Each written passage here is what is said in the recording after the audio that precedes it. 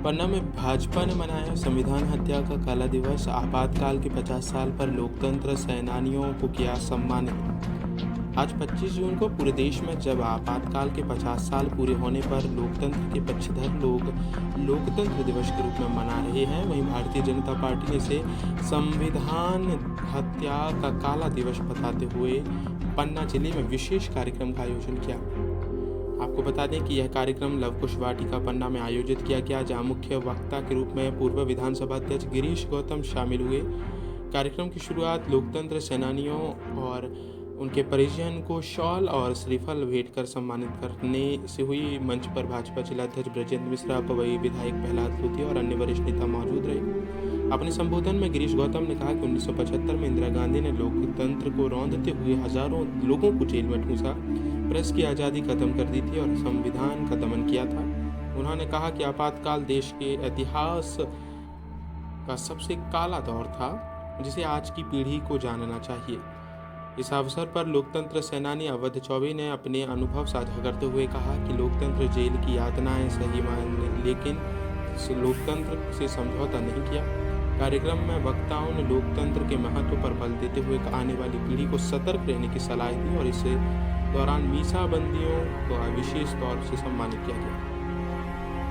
Education वो जो काम आए, सिर्फ किताबी पढ़ाई नहीं। करें अपने बच्चे को 21st सेंचुरी के लिए रेडी।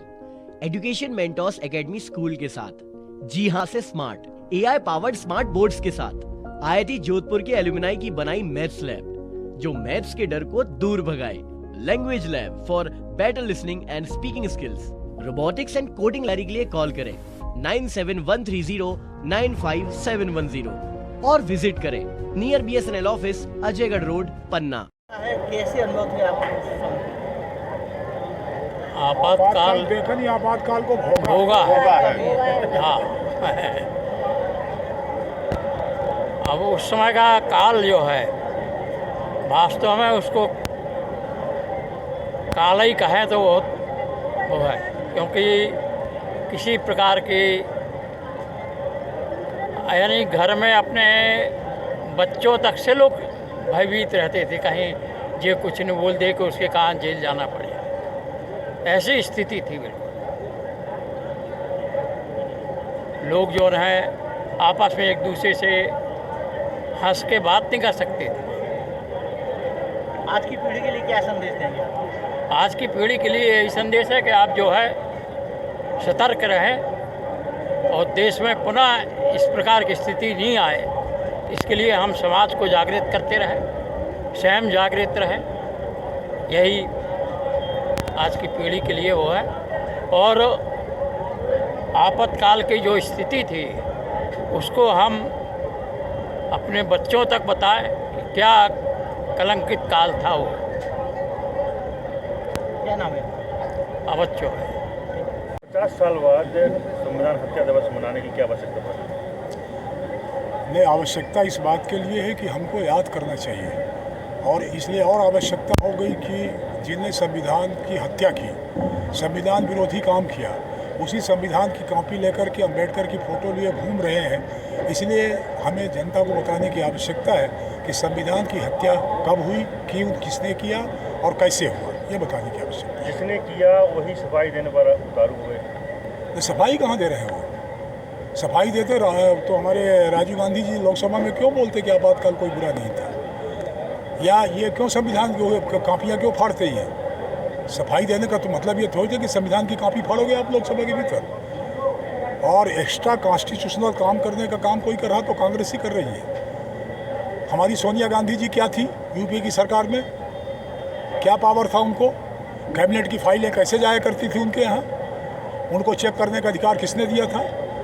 मंत्रिमंडल में आने वाले लोगों को संविधान की शपथ लेनी पड़ती है। ईश्वर को साक्षी मानकर संविधान की शपथ लेते हैं कि गोपनीयता को बनाए रखेंगे, और कोई फाइल बिना मंत्री का शपथ लिए उसके पास जाएगी तो गोपनीयता नहीं बचेगी।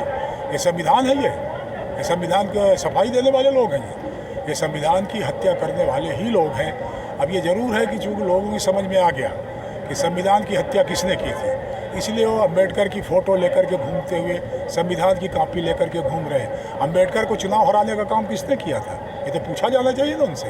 नेताजी सुभाष चंद्र बोस को जीतने के बाद मजबूर किसने किया कि वो पद छोड़ करके कांग्रेस पार्टी छोड़ करके चले जाए? सरदार वल्लभ भाई पटेल को जो सम्मान मिलना चाहिए वो किसने नहीं दिया? किसी ने रोका था क्या उनको? वो तो केवल संविधान तभी तक उनके लिए ठीक है जब तक उनके एक परिवार की रक्षा होती रहे, तब तक संविधान ठीक है। और जिस दिन उनके परिवार के बाहर कोई बात हो तो संविधान में हम लोग हमला कर रहे हैं या दूसरे लोग हमला कर रहे हैं। एक देश में दो प्रधानमंत्री की बात भी कही है, कश्मीर की बात भी आपने कही है, तो था ना बड़ा चैलेंजिंग मामला। 370 हटने के पहले यही तो था। हमारे जम्मू कश्मीर के भीतर परमिट लेके जाना पड़ता था, वीसा नहीं था पर परमिट था, जलंधर में परमिट मिलता था।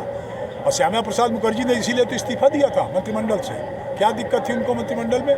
यही था कि 370 लगा करके आप, धारा 56 लगा करके आपने इस बात का प्रबंध कर दिया कि बिना परमिट के कोई भारत का आदमी नहीं जा सकता है। और वहाँ पर वो प्रधानमंत्री कहलाते थे। वो शेख अब्दुल्ला जी का पद प्रधानमंत्री का था। हमारा इलेक्शन कमीशन नहीं चलता था वहाँ, हमारा ये इंडियन पिनल कोड नहीं चलता था, वहाँ रणवीर पिनल कोड थी, वहाँ कानूनी दूसरा। इसीलिए तो मैं कह रहा हूँ कि एक देश में दो विधान माने दो कानून चल रहे थे, दो निशान माने तिरंगा झंडा चल रहा था, वहाँ चांद वाला झंडा चल रहा था, और दो प्रधान चल रहे थे। एक प्रधानमंत्री दिल्ली में बैठता था, एक प्रधानमंत्री जम्मू कश्मीर श्रीनगर में बैठता था। तो संविधान को किसने नुकसान पहुँचाया? संविधान की हत्या करने वाले कौन है? क्या हुआ था आज क्या है? आज 25 जून है। हाँ, क्या आज कितने दिन हो गए इमरजेंसी के? 50 साल। क्या हुआ था उस समय, आप कहाँ थे? उस समय हम पन्ना में नहीं थे, छतरपुर में थे। हाँ, हमारे पिताजी का ऑपरेशन, प्रोस्टेट का ऑपरेशन हुआ था, तो सब पूरे घर के लोग वहीं रहे। तो कहाँ चले गए थे? आपको कहाँ भेज दिया था? फिर 25 तारीख की रात को, सवेरे 26 को सुबह हम फिर जब बस स्टैंड पहुँचे चाय आए पीने को, तो वो पता चला कि सब गिरफ्तार हो रहे जनसंघ के लोग। और आप क्या थे उस टाइम पे जनसंघ के? हम सेक्रेटरी थे। तो उस टाइम पे फिर कहाँ, सेक्रेटरी। क्या हुआ था आपके साथ में? हम पहले चले गए ग्वालियर, ग्वालियर से लौटे तो फिर इस दौरान जो है 500 आदमी माने पुलिस वाले रात को 3 बजे, पत्नी भर थी हमारी और बच्चे थे हमारे 7, 5 और 3 साल के, और 8 महीने की बच्ची थी। उसको उन्होंने दरवाजे खुलवाया और हमारी सर्च ली, तो हम थे ही नहीं। उन्होंने कहा आप उस समय क्या कर रहे थे जब? हम उधर नहीं थे। हाँ, तो आप क्या कर रहे थे कार्यकर्ताओं के लिए? हमने कुछ नहीं किया, काय के लिए। हमने जो है, हमने जो सोचा कि थोड़ा समय लेके और फिर बात करके देखेंगे, तो फिर हमें खबर आई वहाँ से, भोपाल से, कि तुम्हें गिरफ्तारी नहीं देना। लेकिन हम ठहरे, हमने कहा घर 1 महीने हम अंतर जान रहे। कुछ दिन घर ही में ऊपर के कमरे में फिर रहे। किस दिन आपको गिरफ्तारी हुए? क्या हुआ आपके साथ में? हम जैसे ही हम और शंकर मिश्रा दोनों थे, तो दोनों हमने सरेंडर किया 2 अगस्त को। फिर कहाँ गए आप? फिर कहाँ गए? फिर वो इंस्पेक्टर हमको वहाँ जबलपुर कलेक्टर ने कहा, एसपी से बात की, कहना नहीं इनको अभी आज भेजना है। क्यों, आप क्यों भेजना है आज? हैं? क्यों भेजना है? भेजना है जो ये गरम दल के हैं और इनको यहाँ रखना बेकार है, इसलिए इनको सबको कुछ। आप जब जेल में रहे तो क्या परिस्थिति रही आपके परिवार की? हमारी परिस्थिति तो हम बता नहीं सकते कि क्या परिस्थिति थी। अब 4 बच्चे और पत्नी और पिताजी माताजी सब छतरपुर में, उधर अपना इलाज करा रहे थे मिशन में।